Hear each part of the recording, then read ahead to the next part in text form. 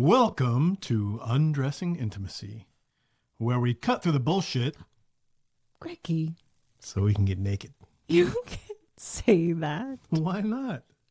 How would you say it then? Well, maybe more like, welcome to Undressing Intimacy, where we undress emotionally so we can undress physically. That's exactly what I said. Not sure what the problem is.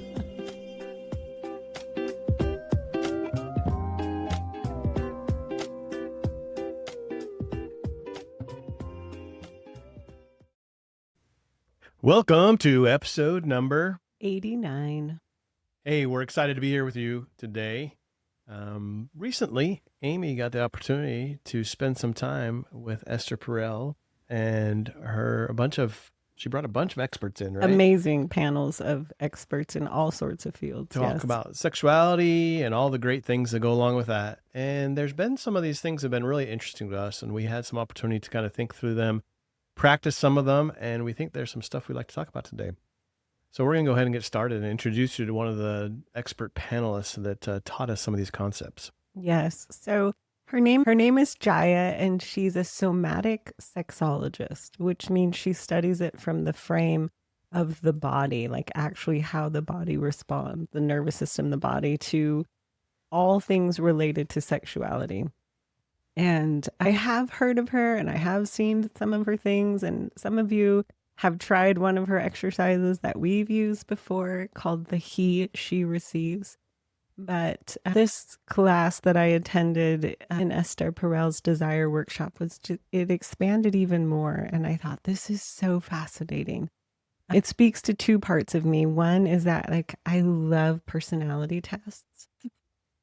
And I love just to be like, ooh, what do they think I am? And, it's not that I put myself just in this box and that personality describes the whole picture of me. I don't think that. I just think it's kind of fun to see how answering questions reflects maybe some of your characteristic and traits.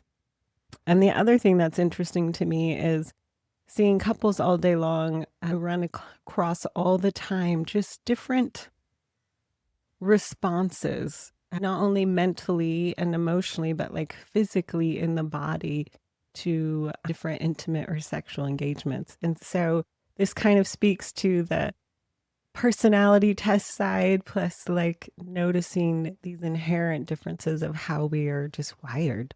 I think it's really important because we've talked a lot about spontaneous and responsive desire, right? And it really is important to understand that we come about this in different ways, most likely, as a couple, and all the frustration around trying to figure out why one's broken and why the other one works one way and why the other one needs to change. We've talked a lot about that. And it's interesting because I think this concept takes that even deeper. Mm-hmm. And as Amy talked about, the personality tests help you understand how you perceive things and how you react to them in a way with your personality. And really these blueprints that Jaiya works with help you understand how you react to sex itself, the intimate sexual touch and the act of sex itself, and how your body and mind responds to it in just the same way, trying to figure that out. So you don't spend this time thinking one of you is broken and the other one needs to be like you, but you really understand that there's different ways that people perceive not only the mental sexual experience, but also the physical. Yeah. So in this class, Jaiya was explaining her erotic blueprint, which came from 30 years of working with clients and just understanding how bodies work, really. And it is kind of like taking a personality test. She does have an erotic blueprint quiz on her website if you want to go take that and see.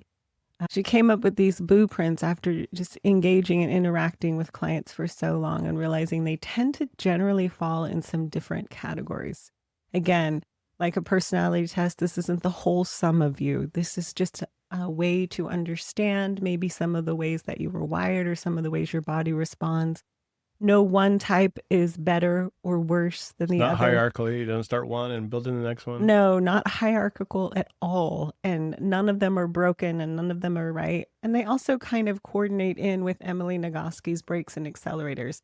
So each type has its own unique brakes and accelerators. And that's kind of what we want to go through today. I think it was really cool for us because it gave us some common language. I don't think it was a shock to me when you're like, hey, I am mostly in this category. I'm like, yeah. And when you said, hey, I think you're mostly in this category, I'm like, yeah. There was no shock there. But what it did, it gave us a common language. And I think we'll talk about it a little bit also of understanding that there are these categories and we can have this common language. And we've talked a lot about building a common playground in which you Mhm. can play in sexuality and intimacy. And this really gave me the structure around how to talk to Amy about building that playground and what it might look like. Yeah. So let's go through the 5 erotic types, shall we? Okay. You start with the first one because it's yours. Thanks for spilling the beans, babe. So the first type is called an energetic, and they are a type that is more aroused by anticipation, longing, tease, space, eye contact. The anticipation of touch is often even more pleasurable than the actual touch. The slow buildup, the emotional connection, the flirting, the tension, those are what are all so enticing. So those would be all of the accelerators in Emily Nagoski's terms for an energetic. Energetics tend to be highly sensitive to subtle sensations and are capable of really intense pleasure, but it can't be direct, like all at Wham, bam, once. thank you, ma'am. You can't go in there on the attack. Right. You can't just be like, wah, wah, wah, and start, If your wife ever gets mad at you honking her boobs, she might be this. Yes. So some of the breaks in this style are being overstimulated very easily. So a lot of times in this style, the anticipation of touch or hovering touch, like not even actually touching it, just the idea that you might, or think of it like dropping a pebble into a water, like you do one simple touch and then you just let that touch ripple out. A highly capable, I don't know, this type is capable of intense pleasure, but because of that capacity, it has to be done very carefully because can easily be overwhelmed by touch. And so the break in that is if too much stimulation, too much touch, too much interaction comes too fast, it actually shuts down the body. And so this is more like the slow buildup, the idea, the eye gazing, the hovering touch, the simple touch, and then pulling back. That's an energetic blueprint. All right. The next one we have is sensual. And if we talk about sensual, we're going to talk about like our senses. So this person really gets turned on and enjoys receiving input from all the different senses, whether that's smell, a nice candle lit, sound, nice romantic music in the background, touch, textures, temperatures, all the different things. I know we had one of those exercises we had people do where you take all the different things and touch all over your body and you That's say the that this is he, good, she he, she, like receives. that's Yeah. exactly where this person lives, right? Those feelings and textures and touches are the things that really, really turn them on. Hot, cold, feathery, light, Any of deep. those changes Yeah. to their Full environment. body. So their superpower is they can have deep appreciation for beauty and pleasure, right? Because they're taking it in from so many different places. It's just not a single place to take it in. They're taking it, their whole environment in. And so the whole environment can be really sensual to them. And they can experience sensuality in their whole body, from the tip of their toes to the top of their heads to every part of it. And we talk about, the erogenous zones and the key ones, and not to go straight for the big erogenous zones. But for them, there's erogenous zones all over the place because they use those senses in their bodies to be able to experience.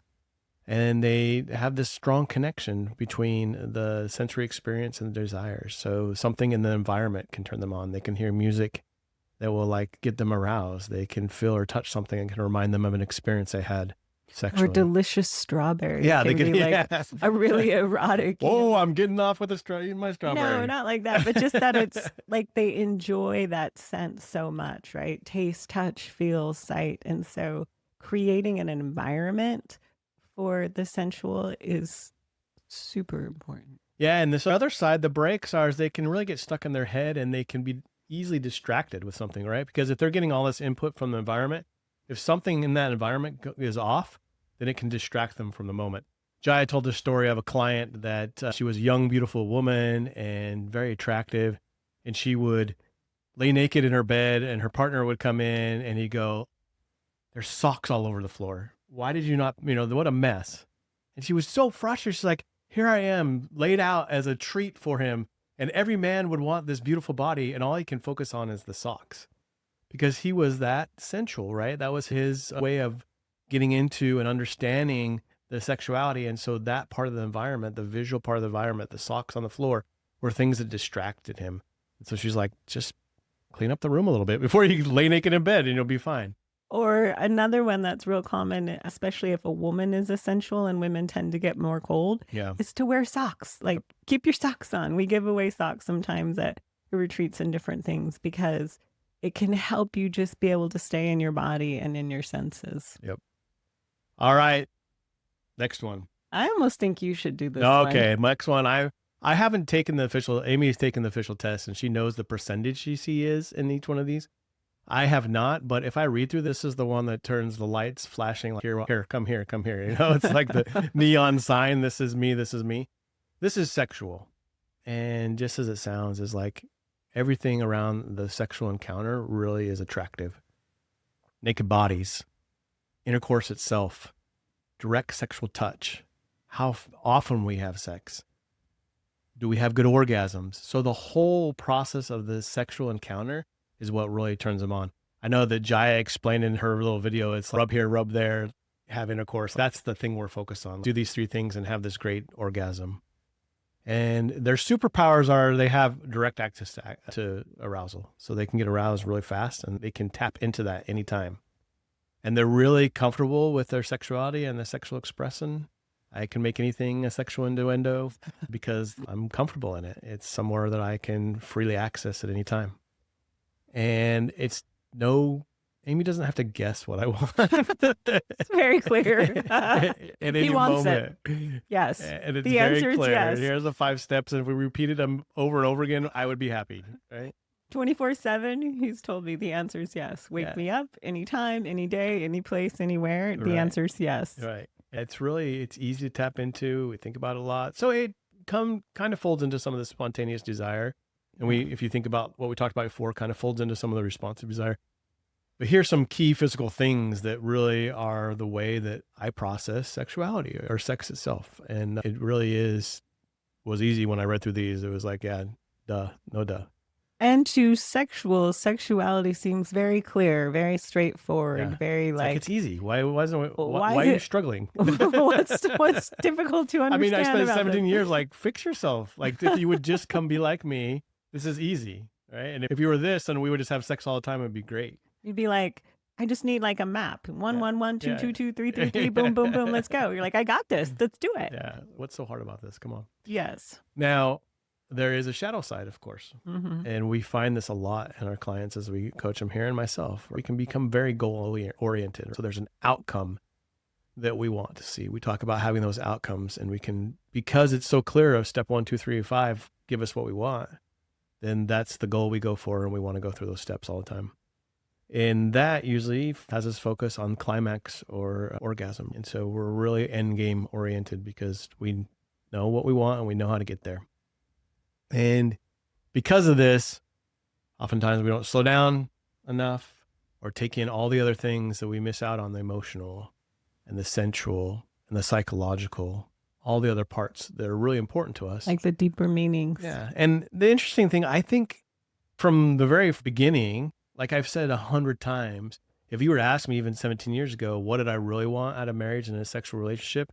Is to be chosen and connected. So we know that, right? It's not like we've dismissed that. It's not like a sexual person that relies on this doesn't want those things. We just think we know the road to it. If you would get on the bus and come with us, then it would be great. It's kind of like we talk about our playground, our sexual playground. We have it built out and we have every amusement park toy.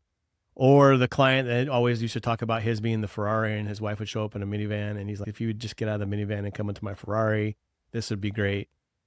So why I think we do understand that we want the connection and be chosen. We think we know the 5 steps to it. If you would just join us in the 5 steps, then everything would be great. And that's the downside to it. Not a lot of breaks in this style, mostly just accelerator.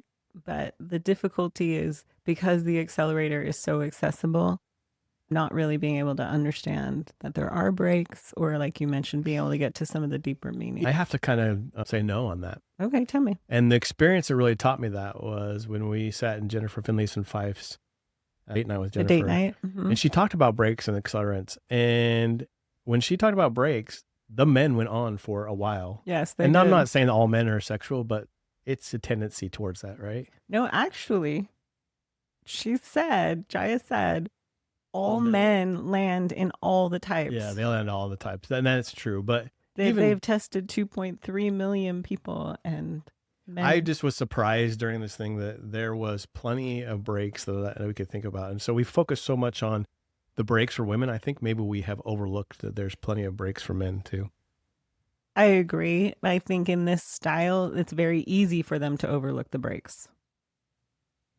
Because arousal and desire is available, it can be easy to lean on the accelerator and push past the brakes. Yeah, and I think we're thinking a little bit differently then, because while we can go because we want to get there, our breaks are that you don't jump on the bus with us and come with us. Mm-hmm. And so that's the major breaks. And then we feel broken, we feel rejected, we feel all the negative sides of not having this interaction. While we can get on the accelerator and go, there's definitely breaks in there that cause some of the shadow sides to come out. Absolutely. And again, this one can cause tension in a relationship, especially if you have two major differences in the way that we perceive sex, because again, it's the one of I'm right, get on, it works. I know it does. Yeah. And this type doesn't need a lot of context, whereas energetic, the first context type, is we know how to do it, let's go. that's what we're saying. Like, it's simple, let's just do this. Yeah. The energetic and the sensuals are like all about context, and there's a little difference there. And just being able to understand, again, one is not better or worse, but just knowing that we really can access desire so differently, desire and arousal, and that's okay. Yep.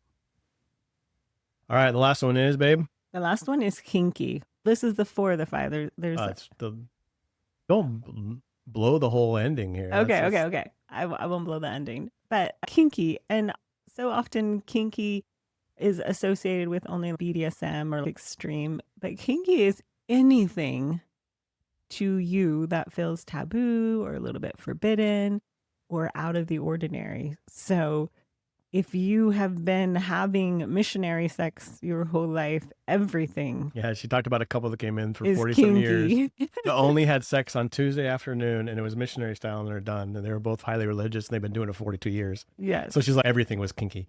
Yes. So this is really personal in what was allowed in your environment and in your sexual development and what wasn't. And so what is forbidden and what is taboo is quite different. And so this kinky isn't related to just bondage or something like that, although it definitely includes that. I think that's really important for me. It helped me see I have tendencies in this area, right? And I would say never tie me up. Never put a blindfold on me. Amy knows how to shut me down sexually if she wants to. She'll do that. I would never do that. I'm not saying she does. I said she does. She would do that. And so I really like how she explained it. It's pushing the boundaries of what is acceptable to you, right? And the forbidden. And so when you explain it that way and you think about it, it was really easy to see those colors to paint with. So common paths to arousal or accelerators are role play, psychological play, power dynamics. And again, this doesn't necessarily mean bondage. It can be in a role play, you're a doctor and I'm a patient. There's a power difference there. Or you're experienced and I'm inexperienced. Or we're going to taboo. We're going to pretend we are dating again instead of married, or that we're in a public place even though we're in the privacy of our bedroom. You're playing with themes that access what is taboo or forbidden or outside of the norm. And those are the pathways in kinky to their desire and arousal. Their superpowers is they have really strong imagination, an ability to build these imaginative spaces and places and role plays and themes, and that can create really intense erotic energy.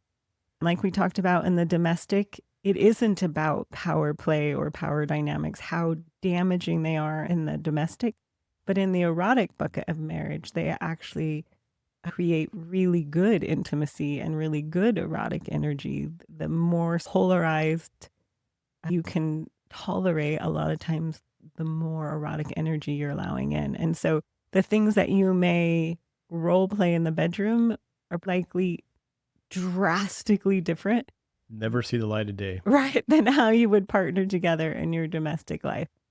That's the kind of cool part about this, right? Because if we talk about erotic side of it, we talk about the two buckets, right? We talk about domestic and the erotic side, and domestic is just getting stuff done in the way we do it, and the erotic is the replenish place. We Right. get to play, the place we get to become connected together and regenerate ourselves, so we can go back to that domestic bucket. Mm-hmm. And when you think about kids playing and regenerating, this is what they're doing. They're role playing. They're playing in this realm of something that they don't want to be cops and robbers, but they play cops and robbers because they're playing in this area.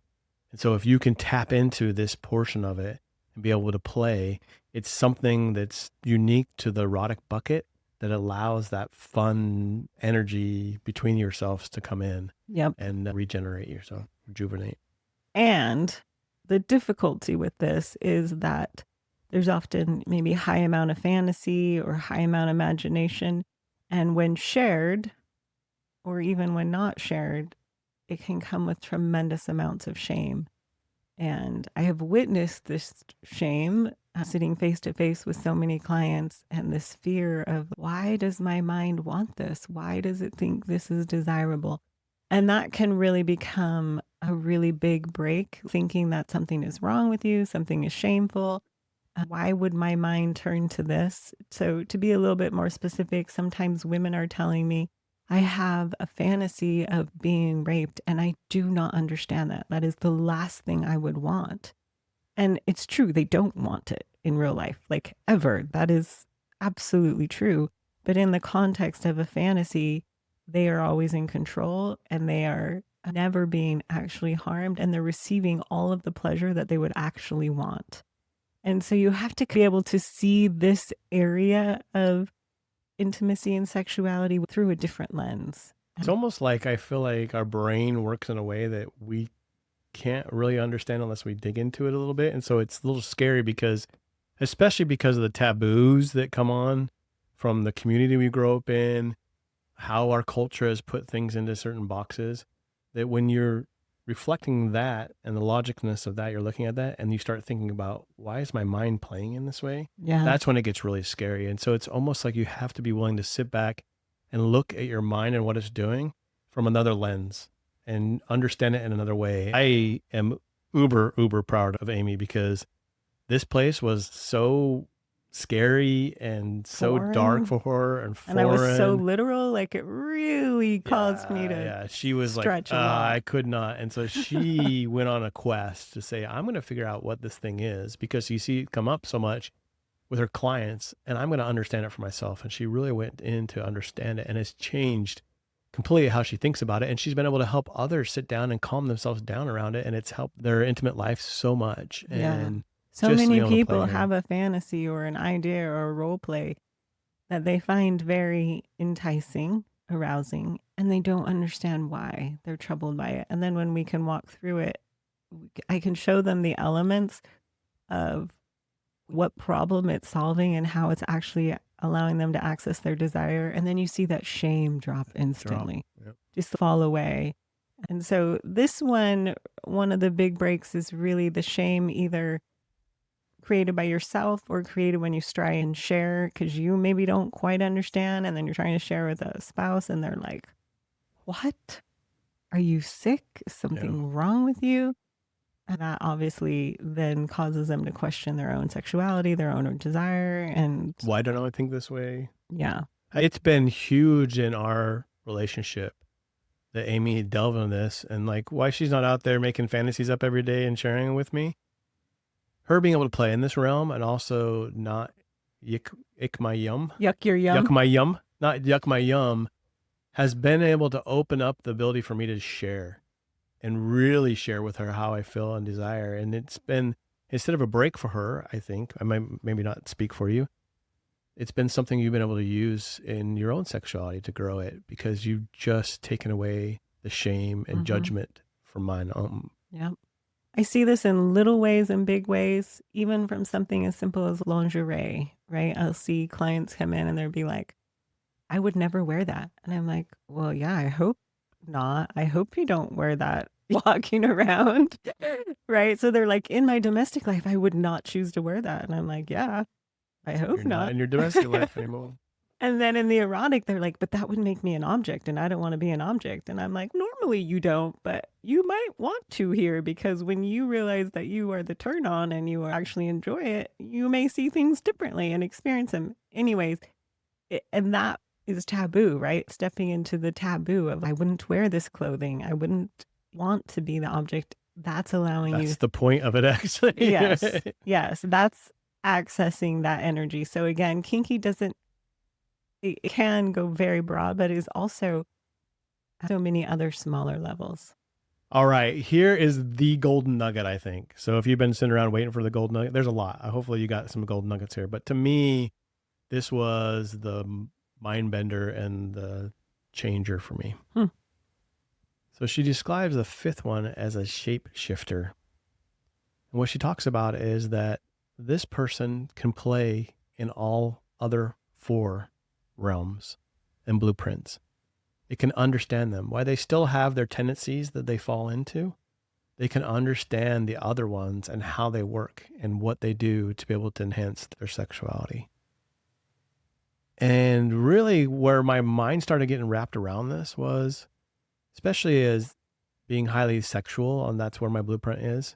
We talk about novelty and wanting differences in novel, and that's the thing we search for. And I've seen so many men come to me stuck in this, I'm not getting novel sex, or I'm not getting it frequent enough, and it's not doing what I want for it, and when they're in this sexual realm. But when you're able to play in all the realms, I think that's really what allows you to be novel and allows you to co-create with your partner.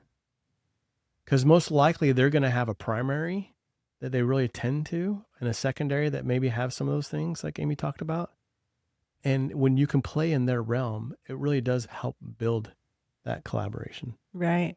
So let's imagine that you're sexual and I'm a sensual, and sensual is non-direct touch, right? Flirting, and sexual is like, boom, let's get to it. Let's be direct. Let's go for it. And so it's finding space in between them, maybe starting out with all of the indirect and allowing that arousal and desire to build, and then using the sexual strengths and capacities.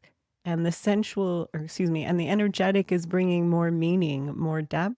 And the sexual is then bringing a higher level of eroticism to that depth. Yep. And so you learn like how to use both of them in collaboration instead of mine is right, yours is wrong. It has to be this way or it has to be this way. And there are lots of different pathways. I'm just giving an example. That is not how the sensual and the sexual would have to meet.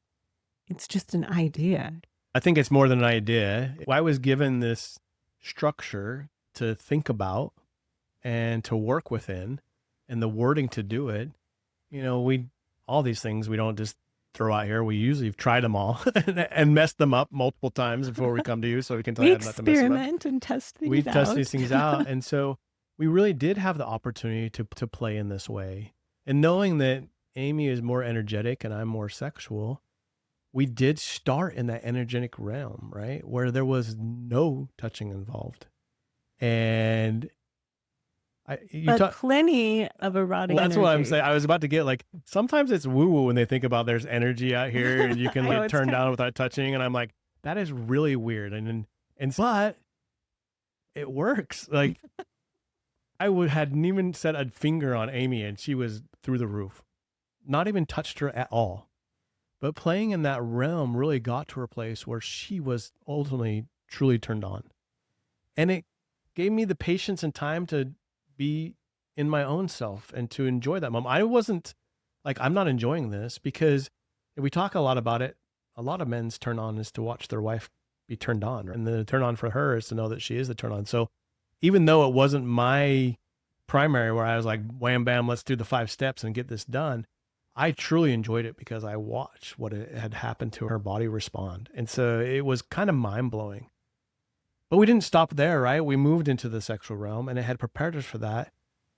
And it really was a mind blowing experience, right? It was a fulfilling full meal experiences we talk about. We talk about dessert. We had desserts and we had all of it. You had the whole appetizer, full course We entree, had and everything, and we desserts. Yeah. didn't plan it out, and I wasn't trying to map it through, and I didn't have a plan, but because we played in multiple realms and one of them was her primary realm and one was my primary realm, it was really a full experience. Yeah. And I think I enjoyed your primary realm as much as you did. I think you enjoyed mine as much as I did, but we had mixed the two and prepared ourselves to be in those realms. Mm-hmm. Yeah. So I think one of the things that we haven't quite talked about yet is, and this is according to Jaiya, she believes that the sexuality that each of us has is to allow us to transcend, to be, and we often call this replenishing or to be alive. And I think they're all kind of describing that same experience.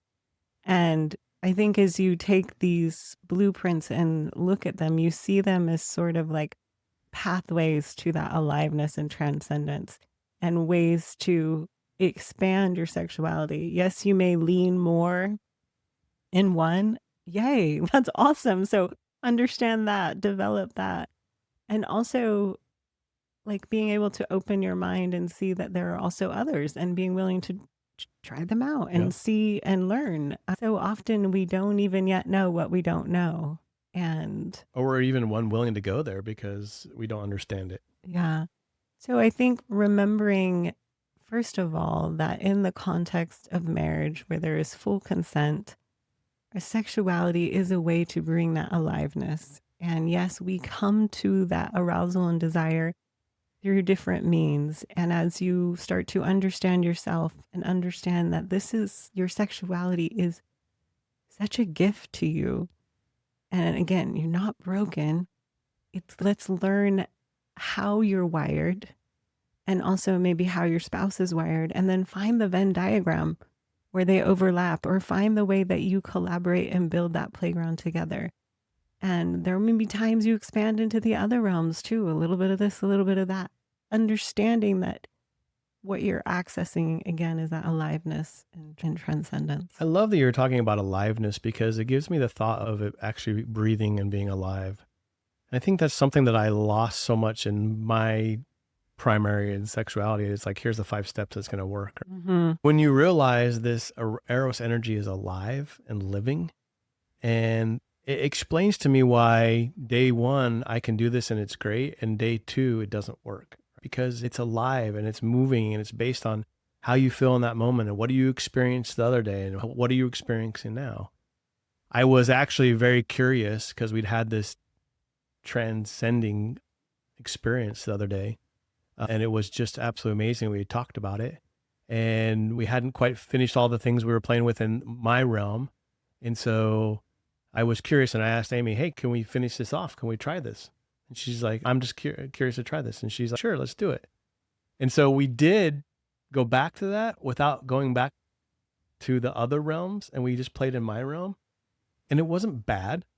It didn't, we weren't angry at each other. I went into it saying, hey, if this is something that you just don't enjoy, we'll stop. And we enjoyed it. Amy enjoyed it. I enjoyed it. But it wasn't transcending at all. It wasn't. It wasn't. And it was really eye-opening to me because it taught me 2 things. One, how powerful playing the shapeshifter is and how it can help us really bring in the collaboration. And 2, like when you double down on something that worked one day, it may not work the other day. And to me, it was some of the novelty had been gone because we had been there the day before, right? Mm-hmm. And we kind of knew what it had done. And it was interesting because physically it did the same things to us. Mm-hmm. But as being connected, enjoying, and transcending, it didn't really take us to where it had before because of that. So really, I was curious to see, and it did show me something of how Which is important it is. interesting because just in that realm, remember what's that type, one of its shadows. breaks. Thank you. One of its shadows and breaks is that it doesn't have depth. And so without the depth, again, neither good nor bad, but just, okay, this is informing. But as you speak to that, that reminded me too, when Jaiya was talking about, as we really learn to integrate our sexuality and its goodness and lean into that aliveness, we often are able to step into all the other 4 blueprints, whether they're sensual, energetic, sexual, or kinky. There is an expansion that happens. But that happens after you get really comfortable knowing yourself and being comfortable in that, right? Knowing these are my brakes, these are my accelerators, this is where I'm going to struggle, this is what helps me. That's what comes first. Yep. And then I think the expansion. Even more than that, I think it's realizing it for yourself. Probably a lot of us, like when you told me that you read that category, I was like, yeah, duh, I could have told you that 30 years ago. Probably I could tell you that even before we're married. I could tell you that's what I lean into. So I don't think there's a lot of explaining to yourself and understanding to yourself. It's being brave enough, one, to be vocal about it and take ownership of it. Like, this is what I am and I'm not broken and this is how it is. And the next very important part is being able to share that with your spouse and have an equal understanding between the two of you of this is how I perceive and understand, and this is how I find desire, and this is what my sexuality looks like. Because it's really easy to understand yourself and then keep it to yourself. It's very, very, very hard because of the vulnerability it takes to share that with your spouse. Mm-hmm. And I hid that from Amy for 17, 18, I think 19, you were trying 20 to years. tone it down. Because I realized what it was. I was afraid of it, but I was afraid of her response and I was seeking validation. And if you look at the two blueprints, yours being so direct and mine being indirect, there was a lot they're of... counterproductive to each other. Yes. Which, that's the funny thing to say, because when worked together, they're the last thing of counterproductive. I'll tell you that. Right. They're transcendent. But if you don't understand what's happening, they are very counterproductive, Yep. which is often that's what you're going to find out. That's how right? we marry our opposite that fills our gaps. Yes. It takes these differences to really find it. I laugh because I went back and listened to the podcast with Jared. This is the last podcast. And I listened to the comment he made is like, yeah, if we could just have 1 or 2 days where we're on the same, that'd be great. And what I should have said to him, and if you're listening, Jared, this is directly for you, and I know you are listening too, is I'm like, keep it up, buddy. Because the more you get into and understand these differences, it's a weird, I don't know how to explain it. It almost becomes more same. Do you know what I'm saying? More shame? No, same. Oh, same. They're not shame at all. But it's That's like, I was surprised. Shame. like you keep working through it and it gets better and better and better. And what you find out is you're coming closer and closer together and you're on the same page. And so it's not like I'm playing off of Amy's page and she's playing off of my page. Even though we very much have our tendencies, we go back to the example we had where we transcended. It wasn't like, hey, I'm going to sit and play in Amy's sandbox and play here. No, we were together collaborating in that sandbox because we knew what each other, so we were willing to do that. And so, Jared, if you continue to be open and play in these ways, that it seems like you become closer in the way that you experience sex to me, the longer you do it. What I'm hearing you say, and it's an interesting thought, because we talk about all the time, you have to bring your whole self. So you have to first be aware and cognizant and willing to share that self. And as you do, that allows you to come and collaborate with your spouse, not being threatened by their erotic blueprint nor yours. And that lack of threat allows you, or lack of feeling like someone's broken and someone's right and someone's wrong, right? Allows for the actual collaboration. Absolutely. Yeah. And integration. It's almost like you come as two separate people on two very separate sheets of music, and you're trying to play and you're playing over the top of each other and you're making these terrible noises because you're playing two very different types of music. Yeah. As you are aware of it and you own it and you're like, this is the music I like. Have you ever heard the mismatches when they take two very different musics, but they're able to mix them up together and make them sound beautiful? To me, that's what it is. Like, instead of trying to play over the top of each other, find ways to merge these two beautiful sheet musics into an orchestra that makes this amazing, amazing, amazing piece. Because just as you said, you get a way of focusing on, hey, this is the right way and here's the wrong way. This is our way. It becomes, instead of my way and your way, I feel like it becomes our way. I agree with that. It's not you or me. It becomes a we, but it has to start with that individuality. Otherwise, one's folding in and you can't actually create a we, or if one's too dominant, it doesn't allow for the other one. You can't create a we. So it starts again with that knowledge and comfort in yourself and willingness to accept your spouse so that you can create that. So that's why I'm saying, Jared, just keep going, right? You're like partially into we, but as you keep going, it becomes more ours instead of mine and hers. Mm-hmm. Yeah. And the best of both worlds, you take kind of the best of both of them, and when you collaborate, and it makes this amazing thing. Yeah. And we know some of this to you, it might be really exciting. Some of this might be depressing, right? Because you're like, I feel like I'm nowhere near that. we understand. We've been in that place where we're nowhere near that. And I thought people were talking silliness, that there's no way that you could have this place where you could transcend or become together. I thought I was just going to have to put up with good enough for the rest of our lives, I think. And I loved you enough that was okay. But what we found with the right people in our lives and the right information and the willingness to be open and honest with each other and to work together, there's so much more out there. And we are so blessed for the opportunity to be able to help people see this. I tell you, more than anything else, watching that, it's happened in other couples is, I don't know, how do you explain it, Amy? There's no really words to explain it. Well, I think because our marriage relationship is such a huge foundational piece in our life, a feeling of, energy, motivation, happiness, welcome, belonging, acceptance. Like when that piece is working, everything else seems to get better. And when that piece is struggling, it makes, parenting and house life and the normal ups and downs in life even harder. And I'm just saying, as we get to watch couples go through this, the greatest blessing is seeing them thrive. Oh, yes. And watching them not only thrive, but become creators. Yeah. Like creating and leading their life. And the light is in their eyes and they are just like they're alive again. Yeah. And it's such a great blessing.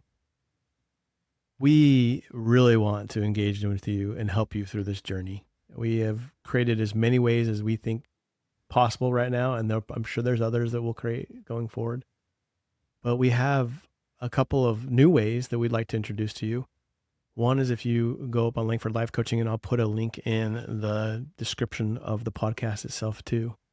We have a free worksheet, interactive worksheet that talks about desire differences. And it's a great place to start to have the conversation with your spouse. If both of you are sitting here listening and you're like, I don't know how to have this conversation, there's a great way to start. If only one of you is sitting here listening and said, I wish I had a way to talk to my spouse about that, it's a great way to do it. So please go and sign up for that. We'd love for you to have it. It really does start the conversation and it engages you in that way. We have private coaching where you can come in as an individual, as a couple. And we love doing that. We have all different packages for how frequently you want to meet. We also have a group program that allows you or you and your spouse, whichever works best, to come in and attend our weekly group calls. And we always have a very relevant topic and worksheet and teaching and also coaching in that setting too, where you can learn. You can bring your questions or you can learn as other couples or spouses bring their questions. We're really enjoying and having fun doing this. We've also found topics that we've recorded sessions on that we call them extra credit. And so it's not just the weekly topics in that forum that you can go learn about, but there's tons of things. It's a resource for you to go look at, watch the videos, do the worksheets. So we would love to have you there. Overall, if you don't even know where to start, there's a free consult that's like zero obligation. You literally get to talk to either Amy or I and have 45 minutes going through and talking about where you're at and how we can help you. So it's a no-brainer. Go do it. That's right. I actually really love them. I had several last week and it was just absolutely delightful. It was fun because you get to meet people and you get to understand them and enjoy them. And especially as we meet all y'all from the podcast, if you feel familiar because you've been listening to us for this time. And so it's not like we're meeting a stranger on the street and meeting someone that's been with us this whole time, even though we haven't met you, and we'd love to meet you. So even if it's just to meet you guys and see who you're out there, go sign up for that consult, for heaven's sakes. And one last way, we are also doing a webinar that will be free that you can attend on fated intimacy in marriage. It will be Tuesday, June 30th at 7:30 p.m. Central Time. We'll put a link in the notes for you to sign up for. Just another way to engage, interact, learn, ask questions, find out more. That's what we're here for. Thank you so much. You really make our day and we appreciate it. And like I said, every time we record this, I feel like we learn new stuff about each other and have more insight, and it's a blessing for us too. So thank you for being on this ride with us. We appreciate it. And until next time, keep undressing your intimacy. Bye-bye.